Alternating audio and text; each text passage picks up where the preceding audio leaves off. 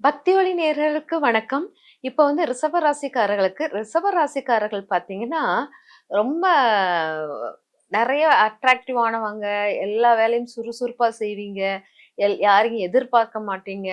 தனக்கு என்ன ரொட்டீனா என்ன வேலை இருக்கோ அத பண்ணிக்கிட்டே இருப்பீங்க. ஆனாலும் உங்களுக்கு இந்த ரொட்டீனா உங்க குடும்பத்த நீங்க கவனமாக கவனிக்கும்போது, நெறைய பேர் பார்வைகள் உங்க மேல விழுந்துகிட்டே இருக்கும்.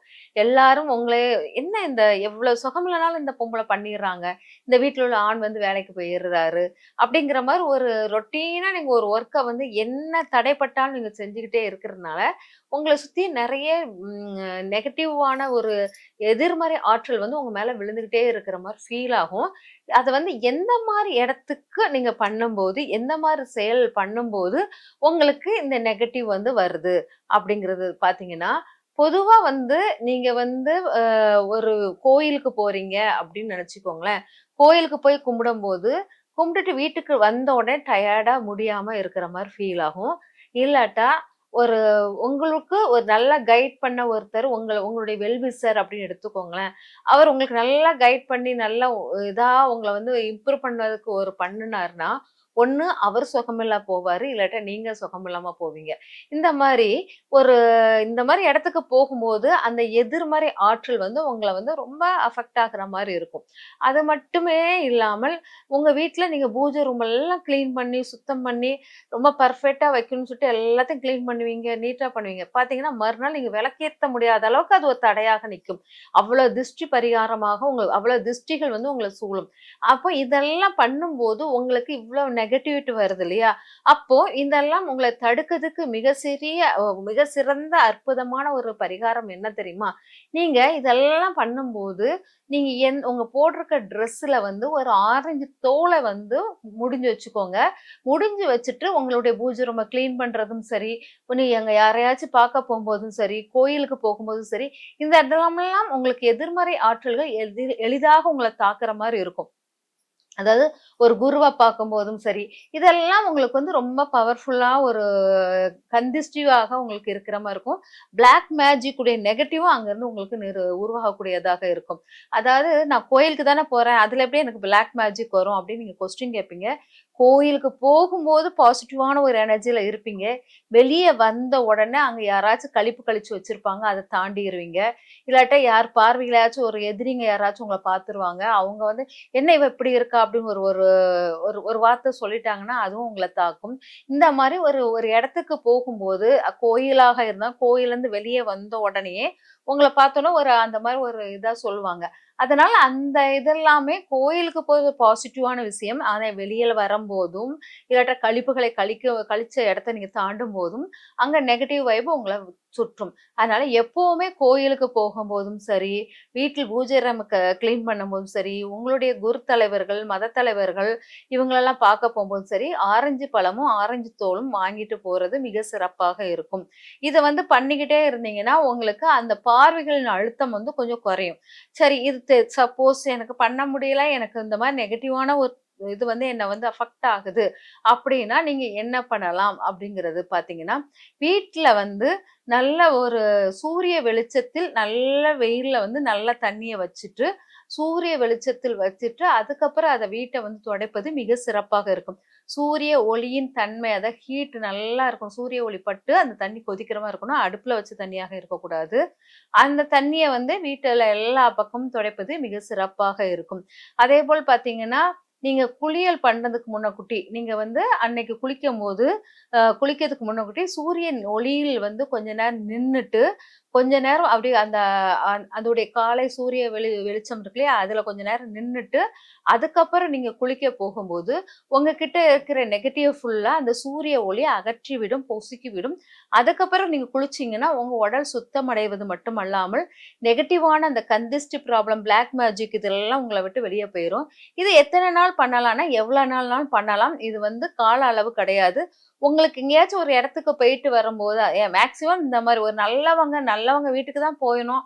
ஆனாலும் எனக்கு இந்த கந்திஷ்டி ப்ராப்ளம் வருது அப்படின்னு தோணுனா கூட, அது நல்லவங்க தான். அது நெகட்டிவான இடம் இல்ல தான். ஆனாலும் உங்களுக்கு வருதுன்னா, அது உங்க உடம்பு நெறைய விஷயங்கள ஏத்துக்கொள்ள மனதில்லாமல் அது வந்து ஆப்போசிட்டா ரியாக்ட் பண்ணிக்கிட்டே இருக்கும். அதனால அந்த ப்ராப்ளம் வரும். அதனால அதுக்கு சூரிய ஒளியின் கிட்ட கொஞ்சம் நின்னுட்டு, அதுக்கப்புறம் நீங்க குளியல் பண்ணுனீங்கன்னா நல்லா சிறப்பாக இருக்கும். அதேபோல் பார்த்தீங்கன்னா, ஒரு ஆரஞ்சு ஜூஸ் வாங்கி வச்சுக்கோங்க. அந்த ஜூஸ வந்து காலையிலே வந்து நீங்க குடிக்கிறது சூரிய உதயம் ஆன பிறகு குடிச்சிட்டு, அதுக்கப்புறம் நீங்க வந்து சூரிய உதயம் ஆன பிறகு குடிச்சிட்டு, அதுக்கப்புறம் நீங்க வந்து குளியல் பண்ணாலும் சிறப்பாக இருக்கும் அப்படிங்கிறத எடுத்துக்கலாம்.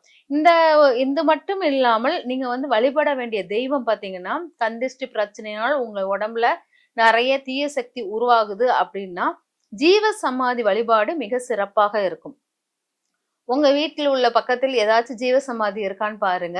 அப்படி இல்லையா, உங்களுடைய மத தலைவர் இறந்து போனவங்க யாராச்சு குரு தலைவர், மத தலைவர் அவங்க வந்து உங்களுக்கு குருவா இருந்து இறந்திருப்பாங்க. அவங்க ஃபோட்டோவ எடுத்து வழிபடுவது மிக சிறப்பாக இருக்கும். அது மட்டுமே இல்லாமல், நீங்க வந்து ரொம்ப அதிகமா எனக்கு வந்து அந்த ப்ராப்ளம் அதிகமாகிக்கிட்டே இருக்கு அப்படின்னா, உடனே கோயில்ல வந்து நீங்க போய் பணிவிடைகள் உங்க உடல் உழைப்பை அந்த கோயிலுக்கு செய்வது மிக சிறந்த பலனை கொடுக்கும். இந்த மாரி செய்யும்போது, உங்களுக்கு நெறைய இந்த கந்திஷ்டி பிரச்சனையிலிருந்து நெறைய மாற்றங்கள் வரும் அப்படிங்கிறத நம்ம எடுத்துக்கலாம். இது மட்டுமே இல்லாமல் சுத்தி போடுதல். நீங்க எத எப்படி சுத்தி போடலாம் அப்படின்னு சொன்னீங்கன்னா, இது வந்து என்னன்னா கற்பூர ஆராத்தி எடுப்பாங்க இல்லையா? அந்த ஆராத்தி எடுத்து சுத்தி போடுவது மிக சிறப்பாக இருக்கும். அது கற்பூர ஆராத்திங்கிறது என்னன்னா, உங்கள சுத்தி கற்பூரத்த வச்சு சுத்திட்டு, அப்புறமா உங்களுடைய கேட் பக்கத்துல போட்டு எரிக்கிறது, இந்த ரிஷபராசிக்காரர்களுக்கு சிறந்த பலனை கொடுக்கும். இல்ல அதுக்கப்புறம் விளக்க வச்சு சில பேர் சுத்துவாங்க. அந்த விளக்க வச்சு அ ஆராத்தி திஷ்டி எடுப்பாங்க. அந்த விளக்கு ஆராத்தி வச்சு ஆராத்தி வச்சு எடுக்கும்போது, அது உங்களுக்கு ரொம்ப ரொம்ப மாற்றங்களை கொடுக்கும். ஏன்னா எல்லாமே ஒளியின் உடையாக தான் உங்கள வந்து உங்களுடைய திஷ்டிய நீக்க முடியும். அதனால ஒளிய வந்து ஆக்டிவேட் பண்ணிக்கிட்டே இருக்கும்போது அது மாற்றங்கள் கொடுக்கும். அப்புறம் வழிபட வேண்டிய தெய்வம் வந்து நடராஜர் வழிபாடு மிக சிறப்பாக இருக்கும். நடராஜர் வழிபாடு எடுக்கும்போது உங்களுடைய ஆரோ எல்லாமே பவர்ஃபுல்லா நல்ல மாற்றத்துடன் வரும். அதனால உங்களுக்கு நடராஜர் வழிபாடு கோயில்ல போய் தான் வழிபாடு பண்ண முடியும். நடராஜர் வழிபாடு. அது பண்ணுவது சிறப்பாக இருக்கும். வீட்டில் வைத்து வழிபட வேண்டிய தெய்வம் பார்த்தீங்கன்னா, அன்னை இருக்காங்களே பாண்டிச்சேரி அன்னை. அவங்களுடைய கண்ணை வைத்து வழிபடுவது மிக சிறப்பாக இருக்கும். கண்ண உற்று நோக்கிக்கிட்டே இருக்கணும். ரிஷபராசிக்காரர்கள் வந்து ஒரு பெரிய பெரிய தலைவர்களுடைய கண்களை அதாவது குரு தலைவர்கள் அவங்களுடைய கண்களை உற்று நோக்கும்போது, அந்த கண்ணினுடைய ஒளியில் உங்களுடைய நெகட்டிவ் ஃபுல்லா அது போக்கக்கூடிய மிக அற்புத சக்தி இந்த ரிஷபராசிக்காரர்களுக்கு இருக்குது. ஆனா கண் ஒளி வந்து இங்கு மிக பவர்ஃபுல்லா இருக்கும். அதனால உங்களுக்கு இறைவனை வழிபடும்போது, நீங்க பார்க்க வேண்டிய உருவம் வந்து இறைவனுடைய உருவத்தில் நீங்க பார்த்து ரொம்ப வணங்க வேண்டியது இறைவனுடைய கண் பகுதியை ரொம்ப உள்நோக்கி பார்த்து வழிபடணும். உங்க ஃபோட்டோவ எடுத்துட்டாலும் கூட, இறைவனுடைய கண்ணை வந்து ரொம்ப உள்நோக்கி பார்த்து இது பண்ணீங்கன்னா, சிறப்பாக இருக்கும் அப்படிங்கிறத எடுத்துக்கலாம். அதுக்கப்புறம் பார்த்தீங்கன்னா, நீங்க சுத்தி போடும்போது, ஆ கற்பூர ஆராத்தி சுத்தி போடும்போது, சிறிது குங்குமப்பூவும் சேர்ந்து கலந்து சுத்தி போட்டு எரிச்சீங்கன்னா, உங்களுக்கு அதோடைய சக்தி ரொம்ப பல மடங்காக இருக்கும் அப்படிங்கிறத எடுத்துக்கலாம். அதுக்கப்புறம் நீங்க வந்து இந்த திஷ்டி ப்ராப்ளம் போகுறதுக்கு இன்னும் என்னன்னா, இரவு படுக்கும்போது நீங்க குடிக்கிற பால்ல சிறிது குங்குமப்பூ கலந்து குடிச்சீங்கன்னா, உங்களுடைய நெகட்டிவ ஃபுல்லா அந்த குங்குமப்பூ வந்து எடுத்து விடும் அப்படிங்கிறது முக்கியமானது. அதனால இரவு படுக்கும்போது குங்குமப்பூவை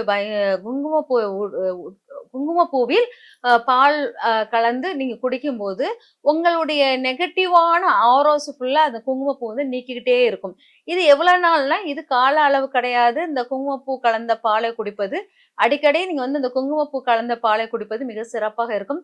கோயிலுக்கு போறதா இருந்தா முதல்ல குங்குமப்பூ கலந்த பாலை குடிச்சிட்டு போலாம். இல்லாட்டா வந்த பிறகு அந்த பாலை குடிப்பதும் சிறந்த பலனை தரும். இது மட்டுமே இல்லாமல் நீங்க வெளியில போகும்போது எப்பவுமே வந்து உங்கள் தலையை காக்கக்கூடிய ஒரு கொடையோ இல்லாட்ட தொப்பியோ போட்டுட்டு போவது மிக சிறந்ததாக இருக்கும். ஒளி ஒளி அதாவது சூரிய ஒளியின் தாக்கம் அதிகமாக உச்சந்தலையில் படக்கூடாது. அதனால எப்பவுமே அந்த இத வந்து நீங்க பயன்படுத்திட்டு போனீங்கன்னா, ரொம்ப நெறைய மாற்றங்கள் உங்களுக்கு குடுக்கும் அப்படிங்கிறத எடுத்துக்கலாம். அதனால இதெல்லாம் பயன்படுத்தி உங்க வாழ்க்கையில நெறைய மாற்றங்கள், வெற்றிகள் வந்து அடைவதற்கு மிக சிறந்த இது இந்த கந்திஷ்டிக்குள்ளதும், அதற்கான பரிகாரங்கள செய்துகிட்டே இருக்கும்போது, உங்ககிட்ட இருக்கிற நெகட்டிவ அகன்று, மன உளைச்சல்கள் நீங்கி, நல்ல தூய சக்தியாக ரொம்ப வலிமையாக தெரிவது போல் உணர்வீர்கள். இந்த உணர்தல் வந்து உங்க வாழ்க்கை முன்னேற்றத்துக்கு மிக அற்புத அ வடிவமைப்பாக இருக்கும் அப்படிங்கிறத நான் கூறிக்கொண்டு நன்றி, வணக்கம்.